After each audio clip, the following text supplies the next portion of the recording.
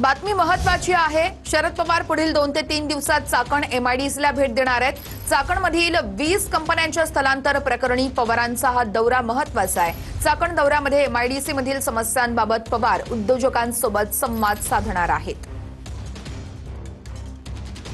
तर राजकीय उद्योग सोडून सामंतांनी उद्योजकांकडे लक्ष द्यावं, रोहित पवारांनी टोला लगावलेला आहे। चाकण एमआयडीसी मधील उद्योजकांच्या समस्येवरून रोहित पवारांची ही टीका आहे। एमआयडीसी मध्ये मोठा भ्रष्टाचार सुरू असल्याचा रोहित पवारांनी आरोप केलाय। रोहित पवार आज चाकण एमआयडीसीला भेट देणार आहेत।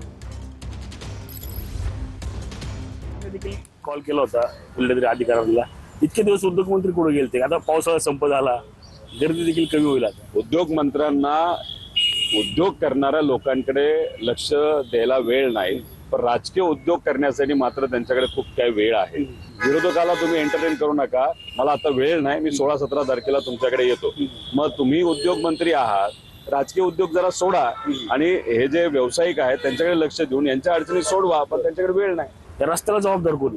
नाही, हे बघा, पीएमआरडीए या भागात जो नवीन भाग आहे तिथं विकास करण्यासाठी पीएमआरडी जबाबदार आहे, महानगरपालिका जबाबदार आहे, पीडब्ल्यूडी जबाबदार आहे, नॅशनल हायवे जबाबदार आहे। तर एमआयडीसी मध्ये हा व्यवसाय आहे। एमआयडीसीला पुढाकार घेऊन एक कमिटी निर्माण करून या कमिटीमध्ये हे सगळे अधिकारी घेऊन या सगळ्या अडचणी सातत्याने त्या ठिकाणी सोडल्या पाहिजे। पण काय झालंय की एकतर एमआयडीसी मध्ये मोठ्या प्रमाणात भ्रष्टाचार सुरू आहे। 25,000 कोटी रुपये एमआयडीसी कडे पूर्वी एफडी मध्ये होते, आता किती रुपये राहिलेत बघा।